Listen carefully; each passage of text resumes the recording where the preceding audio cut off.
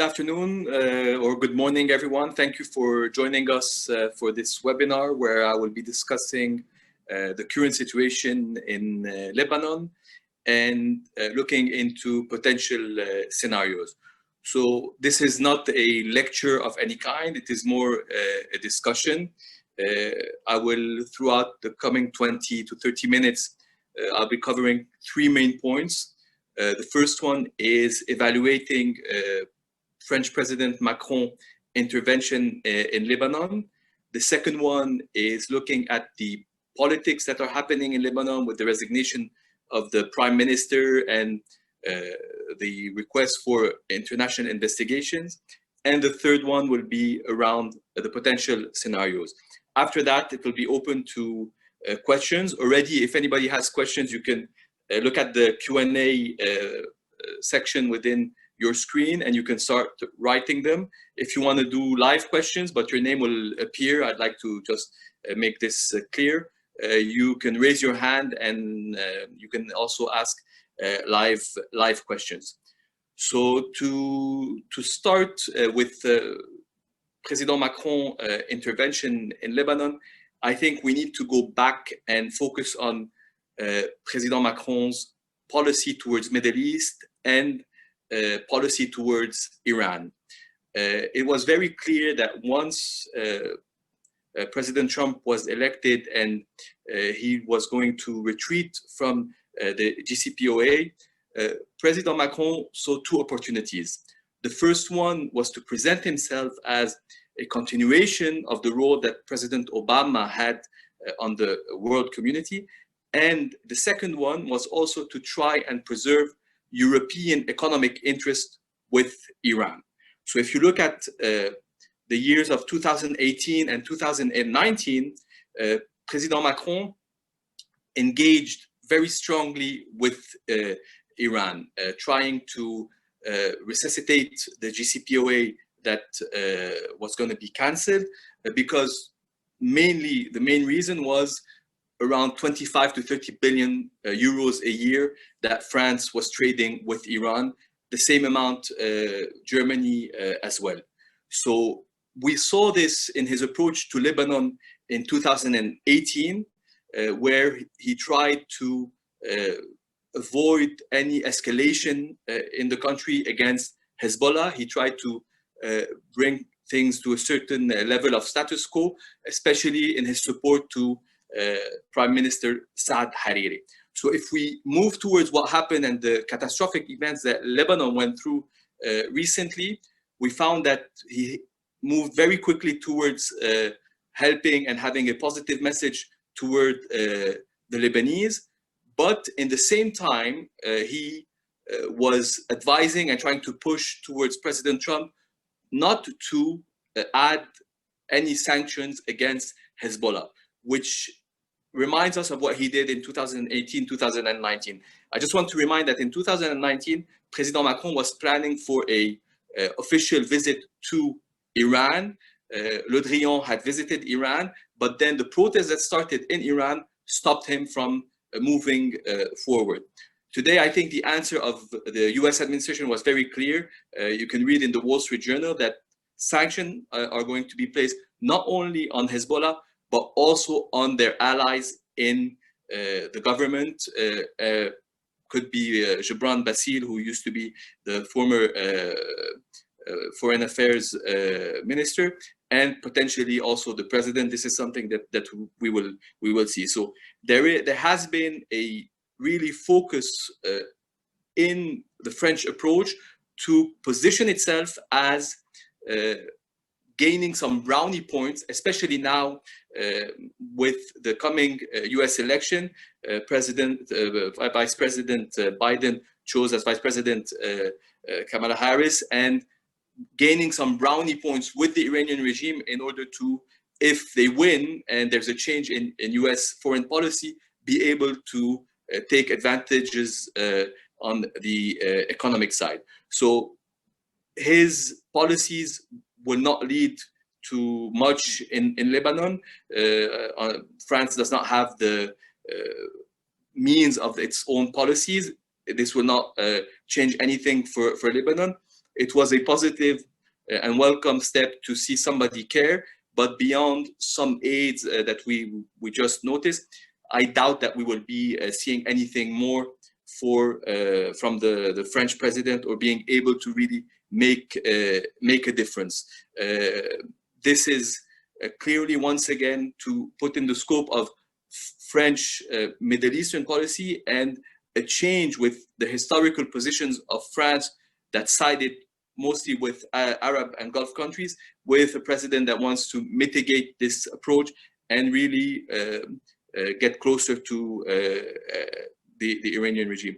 So this is, in short, what I see concerning President Macron's approach towards Lebanon. If we move on to our second point, please also, I just want to repeat, if anybody has questions, feel free to add them. They can stay anonymous in the Q&A section, and I'll handle them. We want to spend more time on the Q&A rather than just me speaking and blabbering around these topics. The second point that is important, I think, is, will the Prime Minister's resignation lead to anything? The answer is very clear to everybody. It's no. It is not even a victory for the opposition. It is not a victory in any kind for the Lebanese people. This game of removing a prime minister and putting another one, and having a caretaker government in the place, has been going on for a very long time. The only thing it has done is protected Hezbollah and let them go by their business as if nothing was happening, and continue to lead the things as they were. So this change has no impact. I'd go even further and say that even if, which is highly unlikely, Lebanese and protesters are able to force the president to resign and to do some elections, this will not change anything either. The system itself needs to be overhauled in order to bring some positive changes for Lebanon. And on that point, when we go back to the request for an international investigation, I mean, you have to be careful what you ask for. Once again, if we go back with the tribunal for Lebanon, the special tribunal for Lebanon, that was a demand of all the people and a demand of Saad Hariri, who was, I think, PM at the time.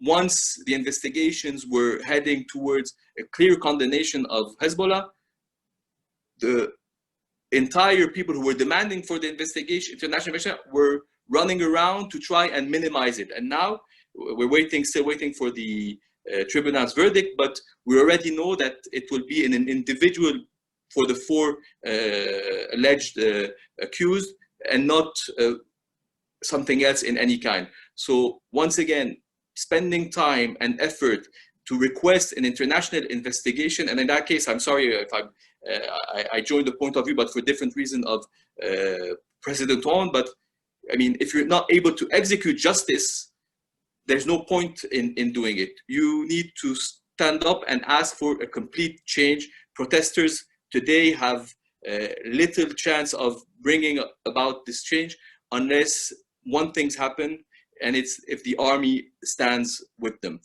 Short from this, nothing really will change in Lebanon. We have seen it in many places in the world.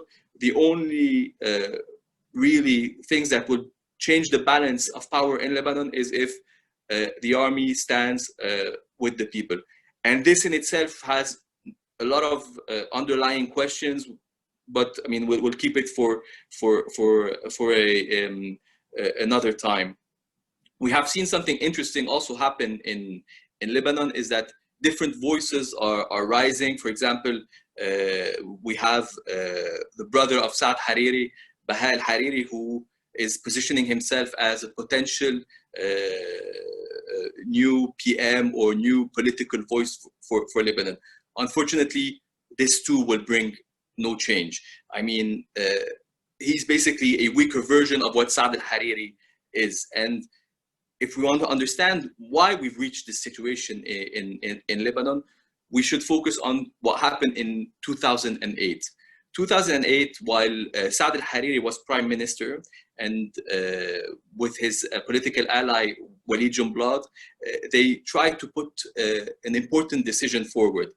The first decision was to change key personnel in the security of the airport, and the second one is to take back control of the communication networks of Lebanon.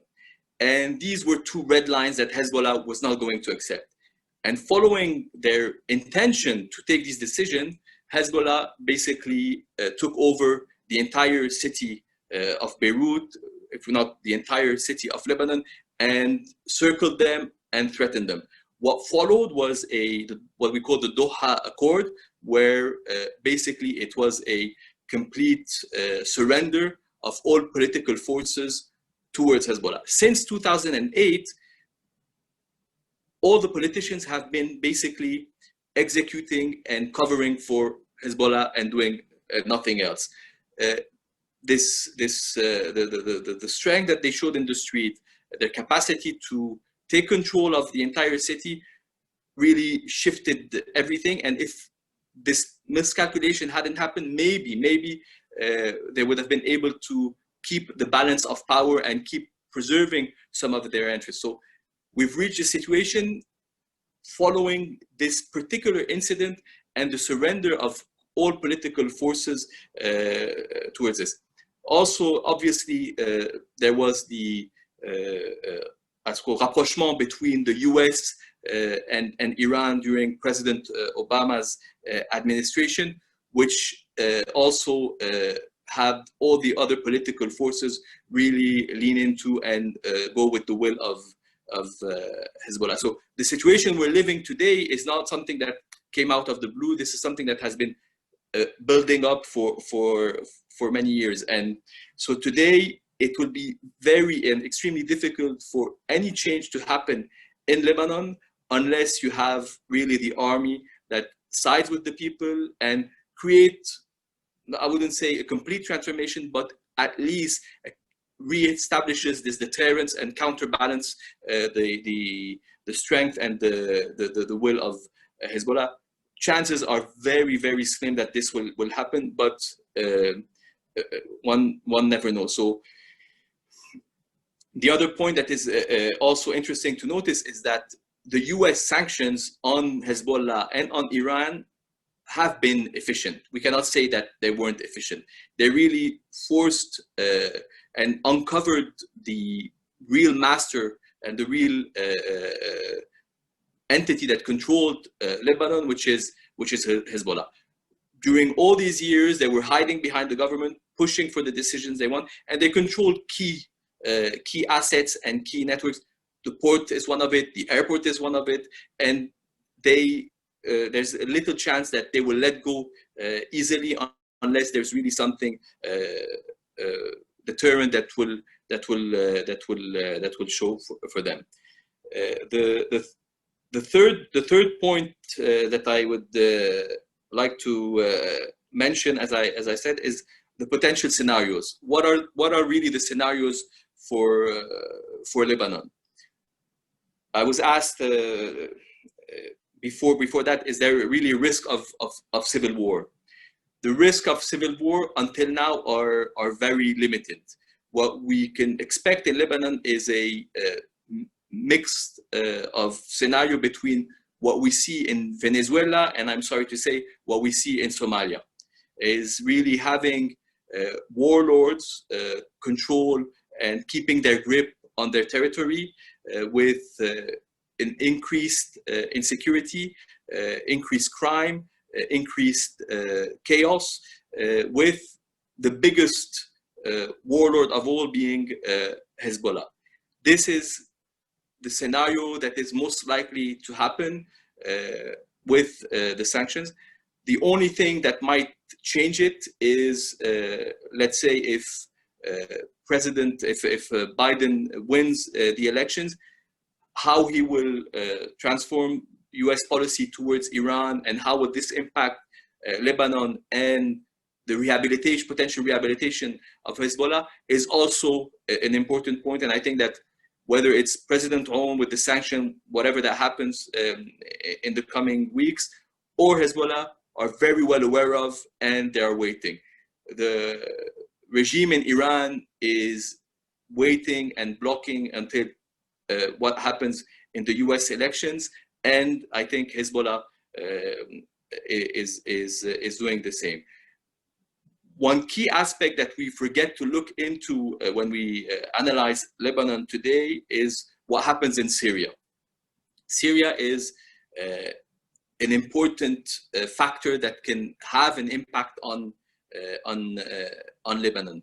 Today in Syria, we notice that the Russian presence is trying to limit, or at least to counter a little bit, the Iranian presence, and this might also have an impact on Lebanon. Unfortunately, most of the scenarios are quite pessimistic, quite negative, beyond some declarations, beyond some few donors or conferences and summits. It is highly doubtful that anything or meaningful will happen in Lebanon. No one will put boots on the ground. No one will try and change things. The focus has become on much more bigger regional issues. Lebanon no longer, despite what the Lebanese would like to think, Lebanon no longer holds the same importance that it had maybe in the 70s and 80s. The landscape has completely changed. The second thing with potential scenarios is that whether it is the ruling clans or Hezbollah who cover each other, I mean, even if they might look that they're in some opposition, but let's face it, political groups in Lebanon have voted for a Hezbollah government. They have given them a third blocking minority. They have voted for the election laws that Hezbollah wanted continuously. So even if there is a sort of an opposition, once again, the ruling clans will not and won't give up anything easily. More protests are expected, more chaos is expected, and potentially Hezbollah will start facing a bit of its own medicine with asymmetrical warfare, and things will not stay clean. It is a very difficult situation, and I think that the more we move forward with sanctions, with the rest, Lebanon will continue drifting into more and more chaos. These are the main points that I wanted to cover briefly. If anybody has, I have a question, and I'll revert to the previous question. So the first question that I received is, will there be a future for Lebanon?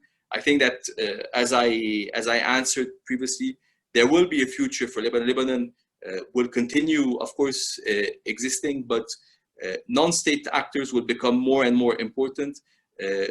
If you look at the financial situation of the country, the government is going to have difficulties honoring its financial commitments. Once the government is no longer capable of honoring its financial commitments, we move into a total different area. We move into an area where it is non-state actors that become the main voices, and not the government. The government has already been weakened. We have seen this happening throughout the years, and the risks are still very high. Previous question that I had received was, will Hezbollah disarm? This is highly doubtful. I mean, Hezbollah has today no reason, no pressure to really disarm and change what it has been doing for many years. Yes, they are in a much tougher situation than they were. They would much rather have a government that covers them and be able to continue their activities in the background. This is no longer possible. Today they are at the forefront. The sanctions that the US administration will put forward targeting their allies will increase that. It will make it more difficult for their allies to cover them. But generally speaking, there is no chance for them of disarming unless really a major confrontation, and then obviously the risk for civil war. The other scenario is a change in Iranian policies, whereby they, let's say, a grand deal with the US or with the regional power, where they order all their proxies and all their clients to disarm. This, once again, is really wishful thinking and has a very, very light potential of happening. Can the opposition, another question that I had received is, can the opposition make a difference? To put it briefly, no. The opposition has not a chance to be able to make a difference. Once again, unless there is really an intervention from the army to stand with the people, to really rebalance the relationship and to create certain deterrence towards Hezbollah and the ruling powers of Lebanon. We will keep having these protests, and at the end we'll go back to the same scenarios. Already what we're hearing in Lebanon today, that there's a potential of representing Saad al-Hariri as prime minister, shows that few things are about to change, and it won't be, it will not be in this way.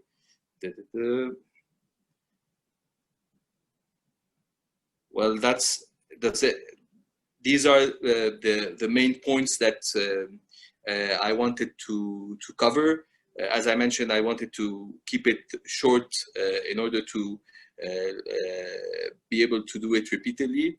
I thank you all for joining us today, and hopefully this will be also posted on our YouTube channel if you wish to watch it or share it, and hopefully we'll let you know of any other sessions that we will prepare.